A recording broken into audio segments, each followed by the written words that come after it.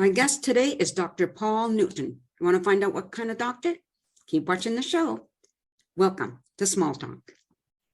Any and all are welcome here to come and chat with me.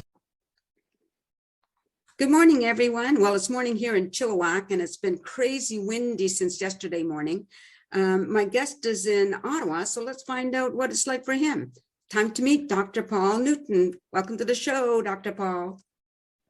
Thank you, Nancy, and welcome from Ottawa. It's a bit of a gray day. We're expecting some freezing rain, actually. So, as you know, the temperature is a little milder. We've had some really freezing weather, but I hear you're getting a little cooler out there. Is that so? Yeah, it was -5 this morning. Yeah, cry me a river. That's good. That's good for us out here. Yeah. So anyway, you're a chiropractor by trade, correct? That's right. One of the many things you do, I believe. Well, there's a number. My career path's been a little circuitous. However, I did do my training originally as a chiropractor back in the 90s, actually. So I practiced for 16 years and had a couple of practices and a few different styles. And then back in 2013, I decided it was time for a big career change and took a leap into publishing and writing, ghostwriting, speaking, and all those sort of things that people use to market themselves. Well, let's get back to the chiropractic for a second. Now, what made you decide to go into that? I think medicine was always sort of on the horizon, and I liked helping people, especially as a child.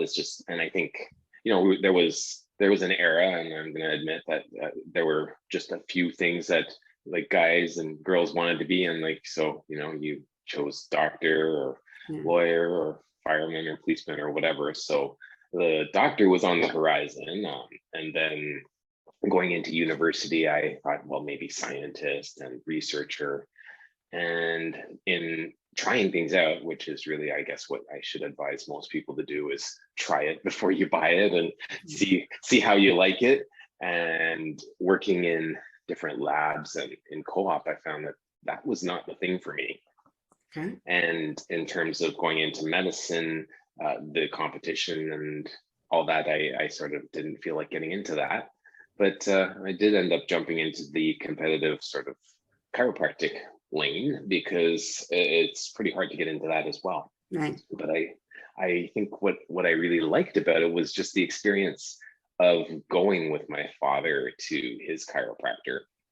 We went after having a whiplash injury. We were in a car accident when I was at home on a work term from university, and honestly didn't really know what it was doing for me, but I enjoyed going to the office so much, and the atmosphere was so nice, and the staff and the chiropractor would talk to me and kind of tell me about the things that he was doing. So I thought I could do this. I could relate to people in this way. Cool. Now, how many years does that take of university? Well, you need, I think at this point, I think you need 2 years of university. At the time, you needed to have an undergrad degree to get into chiropractic college. And then after that, it's another 4-year program here in Canada. There are places in the States where if you don't take your summers off and you just continue studying like straight through, then it's 3 years, but the same number of hours. Right. And you mentioned that there were 2 different types of chiropractic, which I never knew that. Oh, I tried different types. I think there's probably as many different types of chiropractic as there are chiropractors. Oh, but I didn't know. I used a really gentle form of chiropractic care, which used about as much pressure as you would comfortably put on your eyelid to stimulate the nervous system and to get the higher brain centers, the part of your brain that kind of pays attention to things when you're in the moment and really taking things in. It would cue your brain to how your body's being held in time and space. So, if we get a scare or we're in a really stressful situation, we get postures, to protect ourselves, and the stress may leave, but the tension pattern stays. And So we might not be in the same incident that caused us to adopt the posture, but our body is holding up tension from the past.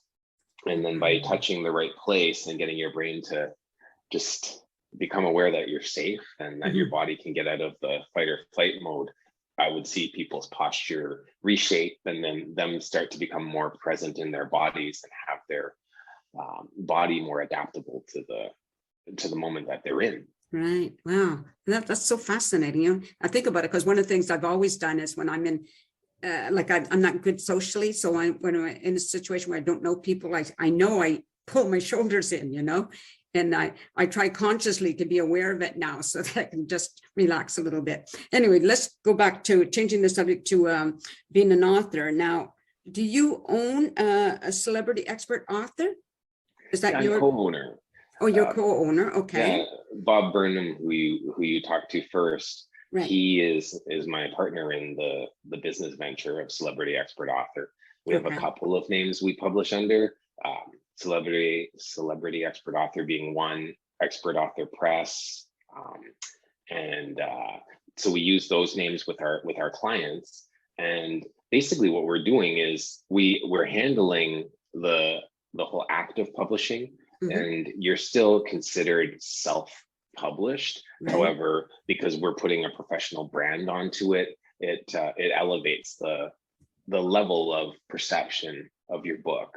Okay. And we also we know what it takes to put out a book that looks and shows really well and is formatted properly, edited to a high level. And if people want, then we can also help them to write a book that is has the goal of promoting your business and positioning you as different from your competitors. Right. So we have a whole lot of background in that type of positioning and branding expertise. Okay. Now you yourself were an author before you opened this business with your partner, right?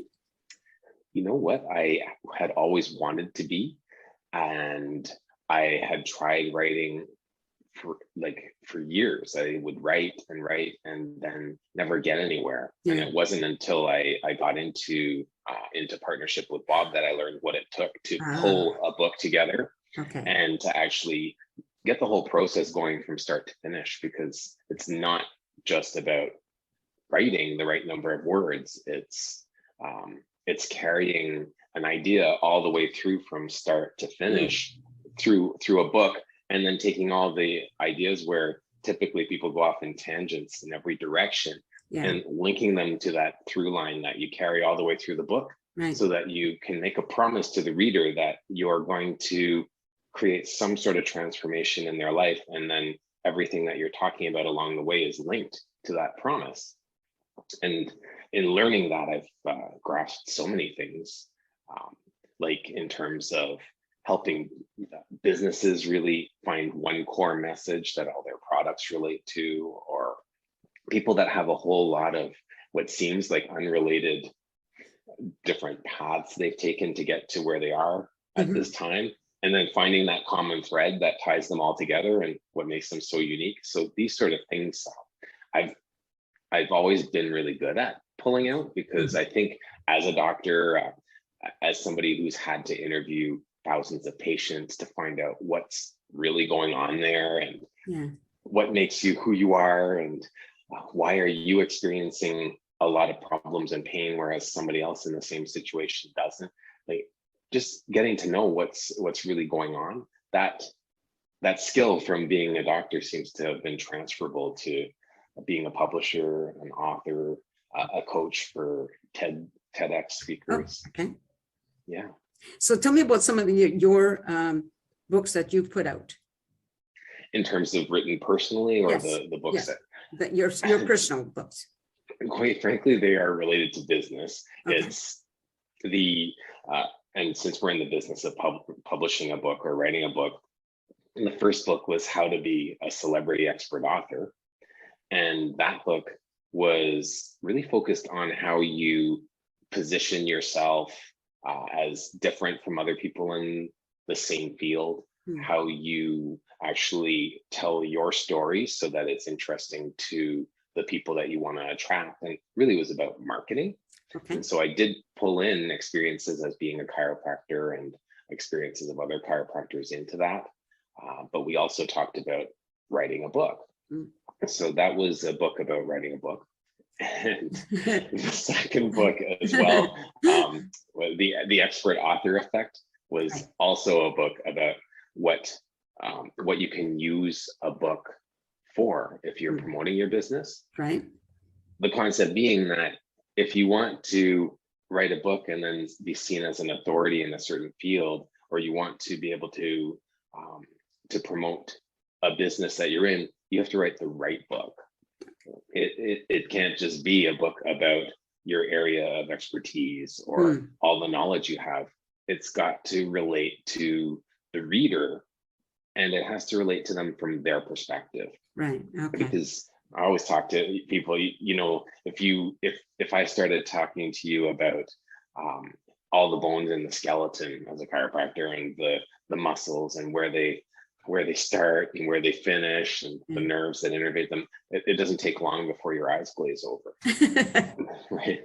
But when you have a pain in your neck, and you can't type or do your job, or you can't hold your phone, and you're having trouble earning a living or playing with your family, then you start caring really quickly if I speak the right way to you. And teaching people how to communicate in the way that the reader wants to hear it, you get to show your expertise, but you also get to connect, and you get to really bring somebody into your story by entering into their story, which, I think as a Toastmaster, you've probably spent a lot of time doing that sort of thing, I imagine. Yeah, for sure. Now, okay, so now with your business, what type of authors do you publish? Are they all business owners? Business owners, or somebody that has an experience or a story that they can use to help other people. We don't do fiction so it's all nonfiction books. Right. And we do really focus on people that either already are an expert in a field, or they want to create authority for themselves. And we tell people, like, yeah, that's why the word author is in authority, right? Because you, by writing the story about it and declaring yourself as the expert, you do become the authority. So it is a really good way to, if you're entering a field or a market, to really rise to a position where you stand out from the rest by writing a book of this nature.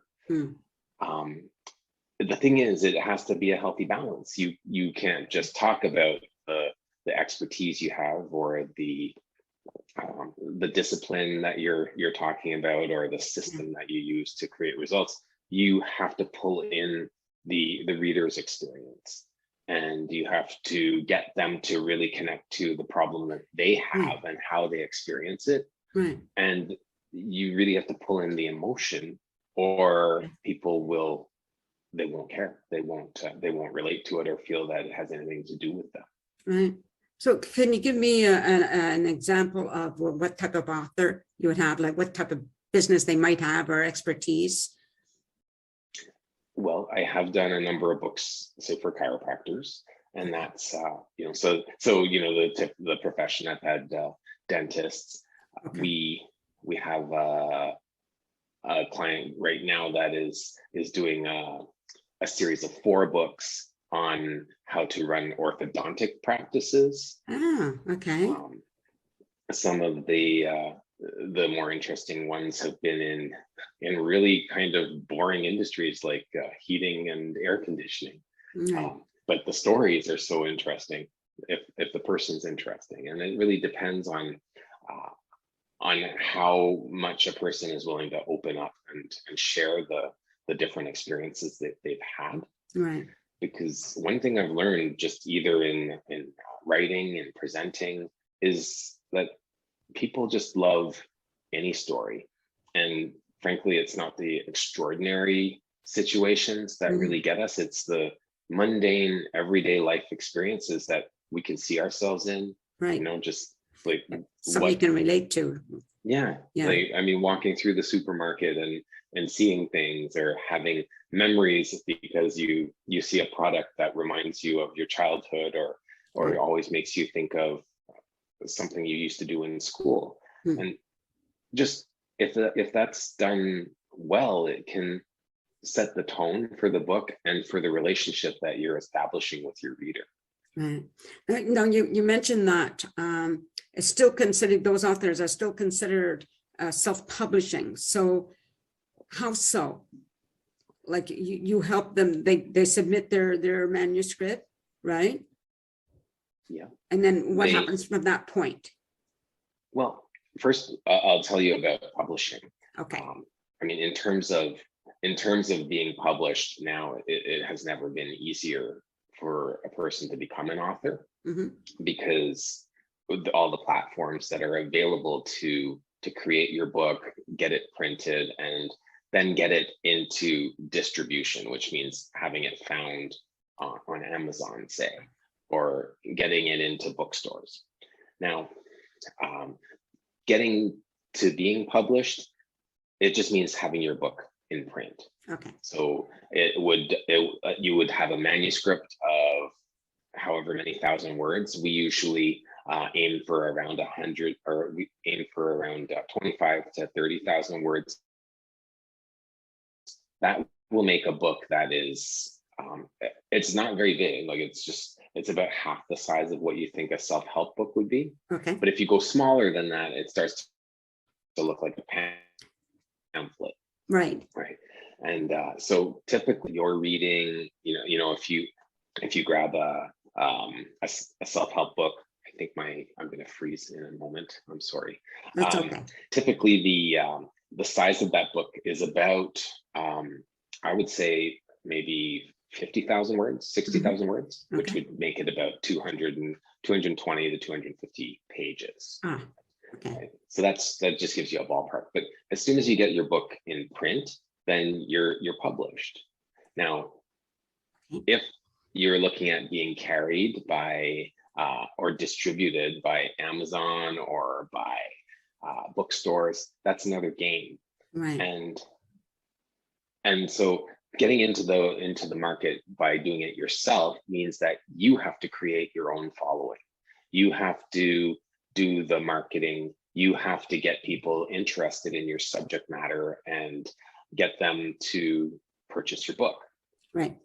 Now, if you are picked up by a publishing house, like Penguin or Random House or something like that, then they are the ones that are responsible for moving the books and getting them out there and doing the marketing and making sure that you show up at events and speaking, and because they're the ones that are making the investment into the book and into the author, because they think that author's name is going to make them money, right? Right. But, for you and me and the rest of the world that doesn't have a following like Oprah or famous people, or Yes. people that have 1 million followers on Twitter or whatever, they're not going to get a book deal like that, because the publisher doesn't see that as going to be very lucrative for them. Right. So most of us have to enter the self-publishing channel. Yeah, for sure. So that's great with it. Now, your books, you have multiple books on Amazon, right? Yeah. Like mine, I've got all the authors that we have published are up on Amazon, and so they have Celebrity Expert Author and Expert Author Press listed as the publisher. Mm. The thing with being published is that, well, it's how are the royalties split? Like, right. Definitely, if you go with a publishing house, they're taking the majority cut on the royalties, because they are investing in getting it into the stores and everything that it takes to to produce the book, even paying you in advance or what have you. Right. When you work with us, you still own the rights to your book, and you can get it printed and sell it yourself and make all the money you want. Or if you are on Amazon and published under us, so say, then we do a royalty split. Okay. And the thing with royalties is it's such a small amount. The average author, the average book, you're making about $1 on the book sales, because the bookstore is going to take the bulk of it, Right. Because they're paying for the print, and then you've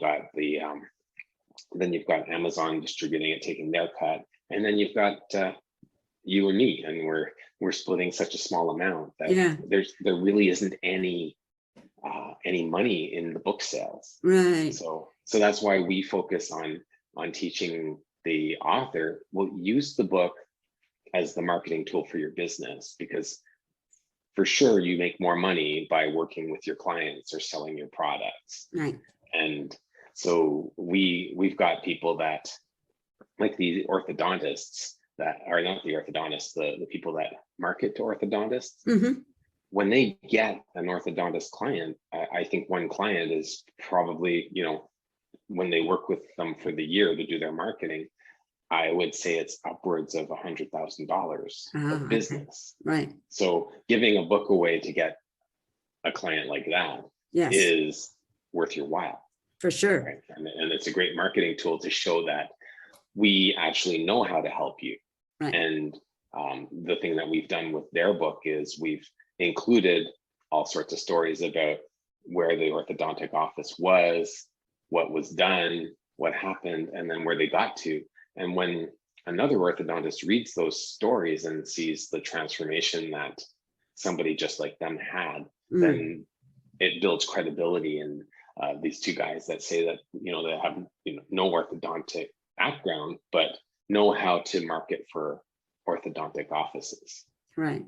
Okay. So if there's somebody out there that wants to have their book, that wants to write a book, and they need that help. Now you have a website that they can go to? Yes, they could go to celebrityexpertauthor.com. Okay. That's one. Or they could go to expertauthorpress.com. Okay. But we've been talking about celebrityexpertauthor.com, and celebrity expert author. So that's where they should go. We have resources on there. We have our. Do you want me to share them? Sure. Yes. Yeah, there's a write book template, which is basically the framework that we use for writing our clients' books. Okay. We do ghostwriting, so if you have ideas and you know what you want to say, but you don't want to write it, we can do it by interview and write it for you. Awesome. Or we can coach you through our process using our framework so that you write a book that will market your business. Right. So those resources, the Write Book template, are up there, as well as our storytelling template that tells you how to take all your success stories from, people that you've worked with. For you, Nancy, it'd be like people you've interviewed or experiences that you've had because of your speaker background and having your podcast. You can take your client stories and use them to show the transformation that you're looking to create with people that you work with. Okay. And so those templates are up there if you look under resources on our website. Great. Right. Now, do you have anything new in the works? I always have ideas that I want to pull together, and I think with my recent work in the last 2 years with coaching TEDx speakers and using the storytelling that I have developed skills in to help people to really do the talk of their lifetime, right. To be able to either pitch their business to raise money. I've been looking, just working on the concept of writing a book on the right words to say, the way that you can communicate to persuade people or to convince. And that's more from a personal kind of passion Sure. sort of background. Mm-hmm. I still haven't really figured out how to communicate what my life's work or my purpose is, because I do feel that book is in me and needs to come out. Right. But I think at the point in my life where I'm at, it's always just sort of everything's focused on business and earning the living that we do by doing the things we do. Right. Very good. Well, I think we're just about out of time, but just stay here while I talk to the audience. I hope you found this really interesting, because I know I did. Now, I'm going to include the website here. So if you want to get in touch with Dr. Paul through his website, yes, I'll be sure to include that for you. And I think, again, if you have a business idea, or not idea, sorry, if you want to talk about your business or share that information with, and you need help, because a lot of us do. A lot of people think they have a book inside them, but just don't know how to go for it. So contact Dr. Paul, and I'm sure the business or his company with his partner would be willing to help you. So thanks you for watching this show. Hopefully you'll subscribe and keep watching and like and all those wonderful things. And just wish you all peace out, everyone. A sense of community, Chilliwack's a place to be. A sense of community where you're free. Rolling through the mountains, rolling through the valley, rolling through paradise with me. It's multicultural, you're sure to see it all. Chilliwack's a place to be, you'll see. Come party in the park, go dancing after dark. Chilliwack's a place to be, you'll see.